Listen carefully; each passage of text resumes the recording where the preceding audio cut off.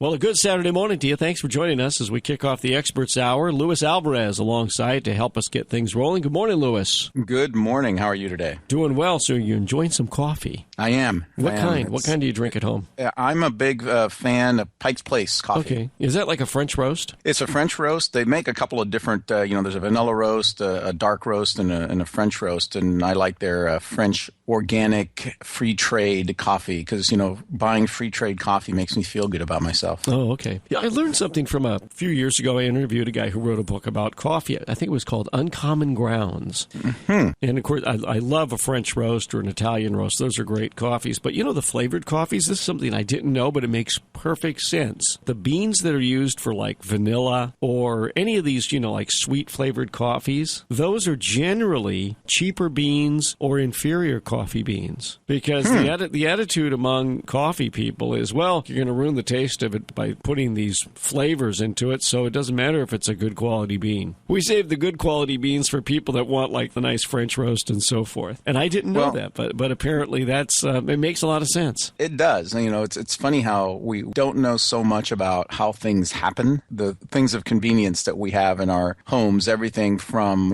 coffee, as we just talked about, or beef or chicken or rice or anything like that. And I always find it fascinating to discover how all these things make their way into my kitchen. Sure. It's like interesting to watch Discovery or one of those channels when they talk about how things are made. Well, for a perfect example, another thing that we don't think about, but it makes perfect sense, is how we get strawberries, right? Like the really nice, big, beautiful ones. Those are the ones that go into the fresh market. But what about the blems or the smaller ones? Those are the ones that go into the frozen or the processed market. Because what does it matter what they look like, right? If they're going to turn something into a strawberry puree, what does it matter if it had some blems or something before it went in there, right? Yeah, well, you just discovered the secret of the baby carrot because, there is no such thing as a baby carrot. That's right. They all just are full-grown carrots. But somebody discovered years ago that rather than throwing away the misshapen or marred carrots that they knew the American public wouldn't buy because they're not nice and long and perfectly shaped, orange-colored things, they can just make these little pretend carrots and people love them. So don't feel bad about eating baby carrots. It's not like veal. Yeah, it's not like veal. You got it. Looking ahead to tech, and there's probably some tech involved in that as well. But you sent me, when you were down in L.A., you sent me some really interesting information about how the boom in the tech economy and population in the San Francisco Bay Area is leading to a gentrification of many neighborhoods in San Francisco, and particularly in San Francisco. And there's this whole thing about techie types wanting to live in an urban setting and being really vibey, and they're not interested in living in Gonzales or Greenfield or even Salinas. They want to be in an urban center. Yeah, and they want all those conveniences that a walkable community offers, and most of them don't even have cars, and if they do, they rarely use them because they use public transportation or, taxis or Uber. We've talked about that car service in the past. And if you're a Google or Facebook employee that lives in San Francisco, you also have the added benefit of getting a free transportation service provided to you by your employer. Google and Facebook both provide these, big luxury buses that have Wi-Fi on them for their employees to endure the 2-hour commute from San Francisco into the Silicon Valley offices that they work in. But what it's done is it's created this urban renaissance that has some downsides. I mean, on the plus side, you have San Francisco with an unemployment rate of about 4% compared to, today we just heard 6.7% for the rest of the nation. And that's because all these rich folks are providing additional jobs, service jobs, and all sorts of opportunities for other people. But housing is going through the roof. I mean, there's no property that's put on the market that lasts more than a day. It's like the battle days of the real estate boom, if you recall that, before 2008, where it seemed like, everybody was battling for housing, and that's what's going on in the city right now. And that means that a lot of lower income people are being forced out of the city. They can't afford to live there anymore. Right. As the story that you referenced as background on this from bits was that in one neighborhood, for example, in Glen Park in San Francisco, there was a home that hit the market for $895,000. It ended up selling for 50% more than that listed price, $1.425 million, and it happened in less than 2 weeks. It was a fixer-upper with 3 bedrooms, 2 baths, linoleum floors, and as it said here in the article, an Eisenhower-era kitchen, and it went for $1.4 million. And, of course, it's, the neighborhoods are going to be gentrified in many respects, improved, but at the same time, there is a social cost to that, as a lot of people are priced out. And there's an old saying that overbuying at the top raises the price of admission at the bottom. This is what's happening, is that a lot of folks are being priced out of areas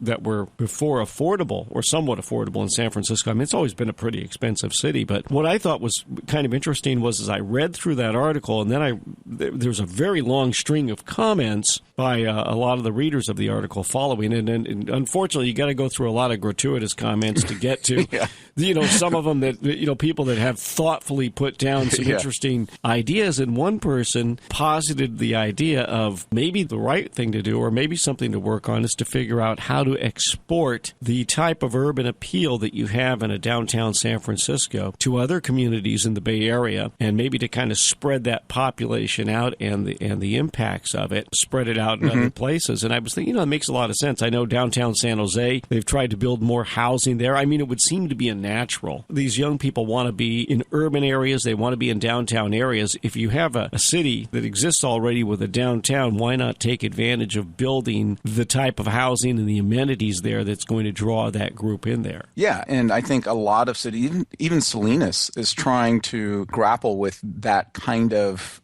mix. You want to have housing in or near the downtown so that you have a population there that makes use of the services and the facilities there around the clock, and not just depend on, like you would in a financial district, for example, in San Francisco, that after 6 o'clock on any given day or on a weekend is a desert. There's nobody there because the folks aren't working, and a lot of the restaurants and the shops don't even bother opening because they're there to cater to that Monday through Friday crowd. And you want your downtown to be vibrant and be alive as much as possible throughout the day. So putting in those urban services and housing is, I think, a thing that we're going to see more and more in the future, simply because technology and the tech revolution that we're experiencing is going to make that happen. Do you think we're going to see that happen in Salinas to any degree in the Old Town area? I think so. I mean, I've been part of the downtown vibrancy conversation that the city has been working with some outside consultants for a while, and they envision a very walkable urban setting that includes not just low-income housing, which is sometimes what happens, right? In the downtown, you have, back in the day when you had the redevelopment agencies, they would fund housing, but it would have to be affordable, and so therefore you have that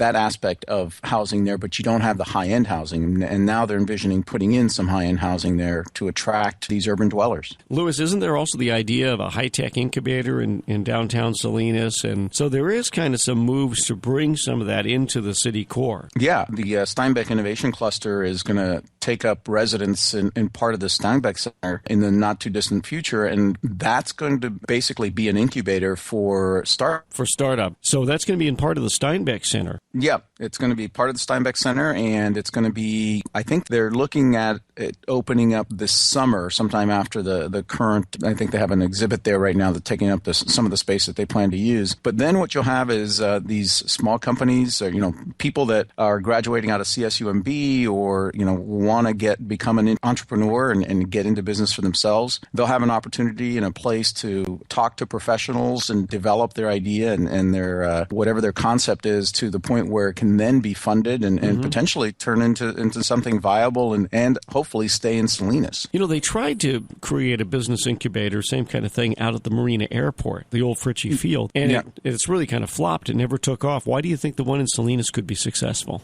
primarily because it's being funded and run by a private enterprise. Okay. The one in Marina was an exercise by local government as kind of a fallout of the closing of Fort Ord. And it was never really embraced by the private sector because, it was located kind of far afield. It was off, and Fritchie Field is a fine facility, and it was actually a beautiful facility that they built out there. But most people wanted to be someplace else, someplace where they can actually be in an urban setting like downtown Salinas. And they didn't do a good job, I think, of promoting it with the private sector, so there was no real buy-in from private companies that might have helped support it. Innovation Cluster is completely different. It is privately run, and it is being, it does have a partnership with the city of Salinas, but that partnership doesn't extend to anything more than just, collaborating. Well, it'll be interesting to see how it goes when it starts up, which I guess will be the fall of 2014, so we'll look for good things from that. Luis Alvarez has joined us. He is the CEO of the Alvarez Technology Group, alvareztg.com on the web. And Luis, if any of our listeners want to get in touch with the IT team for work on their computers, whether at home or in business, or they want to know more about working in the cloud, how do they do that? Give us a call at 866-78-IT. That's 866-784-8326. We look forward to helping you.